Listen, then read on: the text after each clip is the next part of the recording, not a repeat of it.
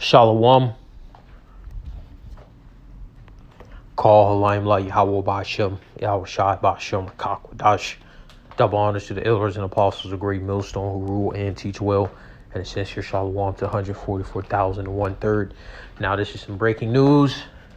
The U.S. court, for the second time, have deemed Trump's tariffs illegal, and they're going to cease operations completely.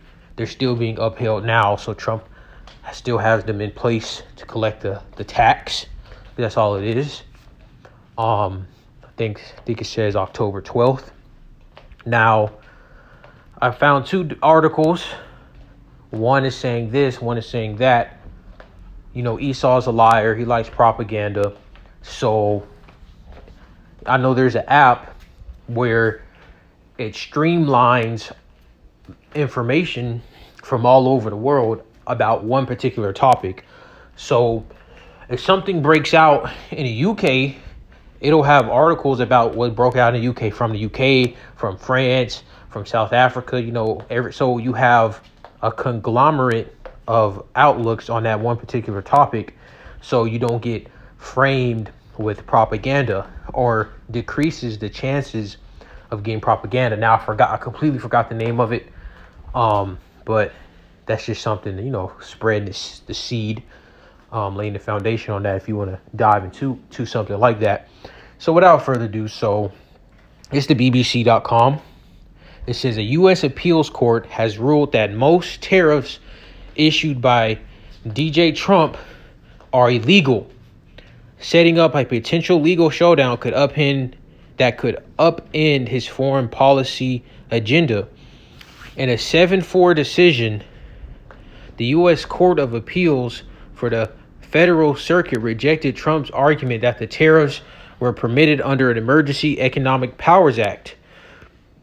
The ruling will not take effect until the 14th of October to give the administration time to ask the U.S. Supreme Court to take up the case. So if the U.S. Supreme Court takes up the case, the tariffs will, I'm assuming it'll stay in place a little bit longer. Now, will the Supreme Court take up the case? We don't know. We can't say. So check this out. If these tariffs ever went away, it would be a total disaster for the country. How would it be a total disaster for the country? The country would just go back to what it was before the tariffs, which was already going downhill, but it's not going to be as bad as what they're trying to frame it. It would make us financially weak, and we have to be strong.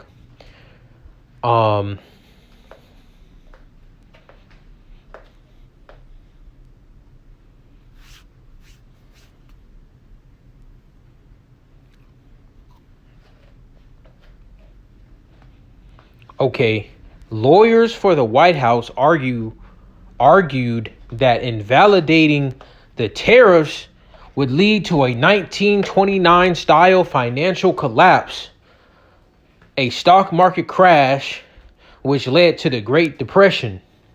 Suddenly revoking the president's tariff authority under the IEEPA would have catastrophic consequences for our national security, foreign policy, and economy, they wrote in the letter. Now, is this true? If the tariffs went away, would something like the Great Depression follow right after? I mean, I call BS.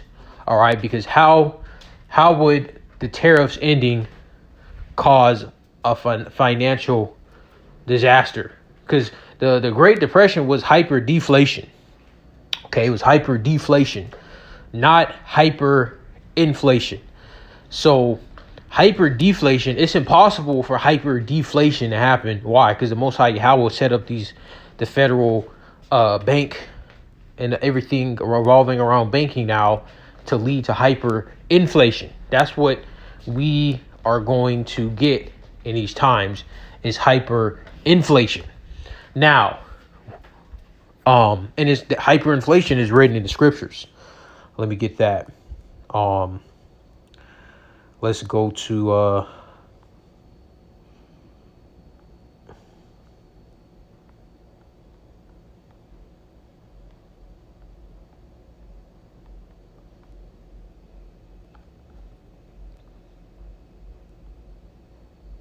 Revelation 6:6.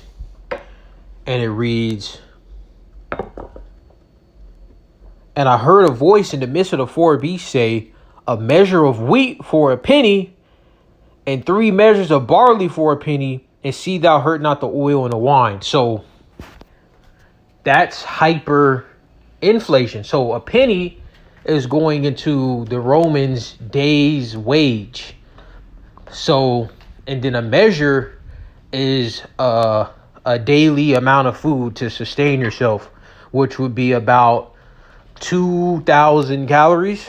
Okay, the average human being needs about 2,000 calories a day to not starve to death. Okay. Now, did humans back then know that? I don't know. But that's what, they understood to a certain degree. Like, okay, this is how much food you need from this plant. But more than likely, they didn't know, okay, this is 2,000 calories. But they knew that this amount of food from this volume of food from this particular plant or animal is enough to sustain yourself, to not starve to death or not gain any weight. That's what a measure is. So a measure of wheat is you work all day just to feed yourself for that day. That's what that's going into. And then 3 measures of barley. So just going off logic, barley will be like the silver and wheat would be like gold. I never ate barley before. I know it's a grain. I'm assuming it's a lower quality grain than wheat because it said 3 measures. So if you have these Americans and people across the world, but that's mainly going to Babylon the Great because that's where the main judgment is going to hit. These Babylonians, okay, these 2/3, these heathens, when hyperinflation starts setting in, because this collapse, okay, you got to understand this collapse is going to be a slow burn. All right, it's not going to be like World War Z, where everybody's chilling and then boom, just apocalyptic. No, it's going to be a collapse, a slow collapse. You're going to see prices increase, wars spread, and then it's just going to reach a boiling point. All right, so we're going to still be in somewhat civilized society, and the cost of living is going to be ridiculous. That's like, imagine the average person makes, I don't know, $3,000 to $4,000 a month, but the average rent is $6,000 to $7,000 a month, meaning that only the top 20% of income earners, let's say 25%, the top 25% of income earners in the whole entire U.S. can afford rent. And not even including food and just by themselves affording rent. Let's just say top 25%. All right. We're going to be in a society like that where almost everybody is living together,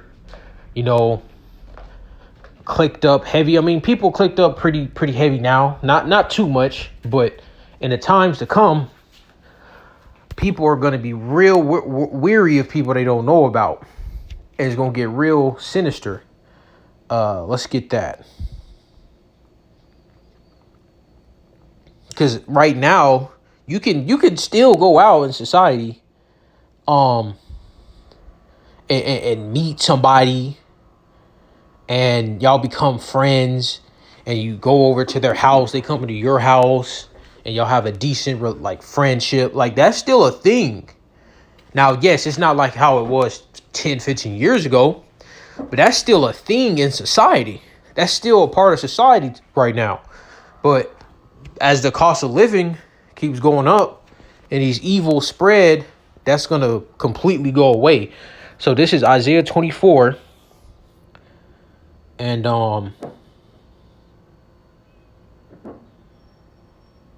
in verse 10, the city of confusion is broken down. Every house is shut up that no man may come in. So you're going to see when people can't afford rent, literally like over 50% plus of people cannot afford a home.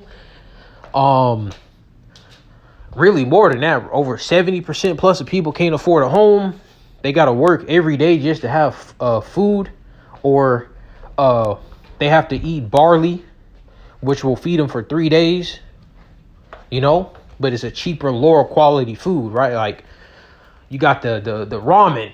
Now, yeah, Jake grew up eating ramen, right? And ramen doesn't taste too bad, I'm be honest. I mean, maybe it's just me. Obviously, I'm never going to eat that crap again. But for the time being, when you grew up eating it, I mean, it didn't taste disgusting, right? It had some type of flavor to it, But it's still cheap. It's still cheap food. If you go to a high-class ramen shop in one of these major cities, you can clearly tell the difference in the sauce, the soup, I should say, the soup, and the ramen quality, especially if you get a different type of noodle, like a udon noodle or a shirataki, right? So Jake and these heathen out here, it's going to be a bloodbath, man. And they're saying that if these tariffs end, this bloodbath will soon follow faster, which could be true. All right, I'm not. I am into the finances, but I just saw the article and just dived straight in. I didn't research how the tariffs ending will leave an impact. Lord's will, that could be its own separate video. How the tariffs impact would be if they were to be cut off suddenly. All right, so this is the second article going to this. The core congressional power to impose taxes such as tariffs is vested exclusively in the legislative branch by the Constitution, the court said, which is true. Now, the president has the power to push tariffs only under emergencies, but like what's being said, this is not considered an emergency. The appellate court paused its ruling from taking effect until the 14th of October in order to give the Trump administration time to ask the Supreme Court to reverse the decision. Trump later Friday attacked the appeals court as the Supreme Court will rule in Slovakia. Trump later Friday attacked the appeals court as highly partisan and asserted that the Supreme Court will rule in his favor. If these tariffs ever went away, it would be a total disaster for the country, Trump wrote in a Truth Social post. If allowed to stand, this decision would literally destroy the USA. Now, how would it destroy the USA? Again, Lord's will, that would be a separate video going into that topic. If it actually will bring about a faster decline in Babylon. Will it? I mean, we know in the scriptures that some countries are still going to be aligned with Babylon economically before its destruction. All right, because it talks about the people that ship goods to Babylon standing off and basically mourning for the destruction of this place. So it's not like the U.S. is going to be isolated from society during World War III and whatnot. They're just going to get jumped by France, UK, China, Russia, so on and so forth. All right, Turkey. I think Turkey changed its name to Turkey, whatever is going on with them. And the Iranians, right, the Carmenians, and some of them Ishmaelite countries, so-called Arabs. Anyways, this tariff situation has been the biggest financial shock since, I think, the recession, 2000 or COVID, one of the two. Because I'm into the finances, so when you look at the data, the volatility spike,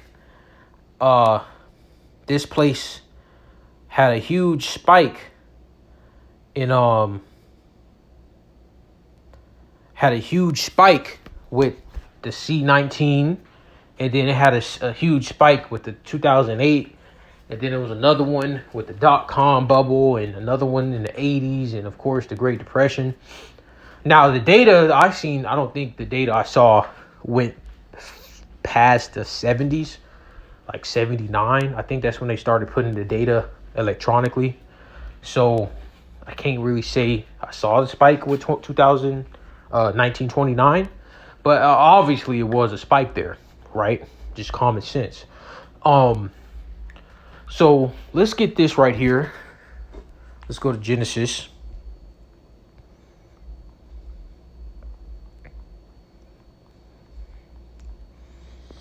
Genesis 47-15. And when money failed in the land of Egypt, I can just stop right there. So Egypt, our first captivity, and Egypt, our final captivity, are both going to have the money fail. Now, we don't know exactly how it was going to lead to this financial disaster in Babylon, but we know it's going to be hyperinflation, all right, where the cost of everything is going to skyrocket. All right, a loaf of bread, $20-$25, okay? I'm talking about everywhere, like the cheapest bread you can buy maybe $21-$22. That's what's coming, all right? Like, not literally, but a high cost of food. A dozen of eggs, $15, regular cheap bottle of water, $8. And they charge water that much at these festivals. If you go to one like Lollapalooza or one of these large major events, they charge a lot for regular basic stuff. Now imagine those prices everywhere, times 2, times 3. And again, people think that the government is not going to allow things like this to happen when they are. It's going to be mass. Trump just made homelessness illegal. Being homeless is now illegal. So if you have, then the robots coming in to take jobs. So guess what? You're going to have a lot of homeless people because they're not going to be able to afford rent. So they're going to be living on the streets in tents, makeshift homes, and the police and these robots are going to pull up on them. Like the Harvester Terminator. Hey, the Harvester Terminator is real, man. Go watch Terminator Salvation. They got a robot in there called the Harvester Terminator, and it go around capturing people and harvesting people. It's putting them in a big old like drone, like the little FPV drones. Is like a big old large militarized FPV drone, dumping people in there, harvesting them. You gonna see stuff like that out here with these homeless people, put them in concentration camps. It's gonna get ugly, man. It's gonna get real ugly. And these Babylonians, they ain't prepared. And these tariffs, hey, you think this the peak of Trump? We could very well see something even more disastrous from Trump or under this administration than these tariffs. All right. So I'm gonna end this in St. Matthew, the 12th chapter. All right. And verse 26. And if Satan cast out Satan, he is divided against himself. How shall then his kingdom stand? So the Babylonian government, the Senate and the Congress and so on and so forth, they're divided. You got Trump doing this, and now the court's saying he can't do this, and now Trump gonna go to Supreme Court, and he's saying the Supreme Court gonna let him do that. All right, that's a division. And that's why Esau is not gonna be able to fully take off here in Babylon specifically, because this place, they're not unified. They're not all under one path. They all have their own motives. Like Texas has their own stuff, Minnesota has their own stuff. They not all gonna be on the same exact page. There's gonna be division amongst these Edomites. There's divisions among the different Edomite countries. I mean, look at Trump putting tariffs on Canada, in Europe, and So with that, shalom.